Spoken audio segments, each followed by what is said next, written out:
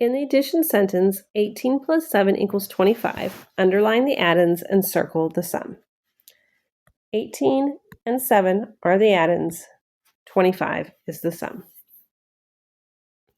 Use the commutative property to rewrite 26 plus 11.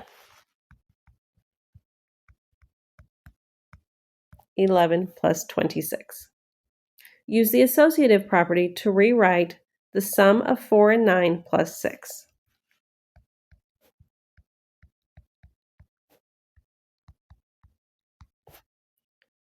4 plus the sum of 9 and 6. Tell which property is being shown. 15 plus 8 equals 8 plus 15. That is the commutative. And as a little test trick, if you couldn't remember how to spell that, sometimes you can find the answer to that in a past problem. Tell which property is shown. 12 plus the sum of 5 and 3 equals the sum of 12 and 5 plus 3.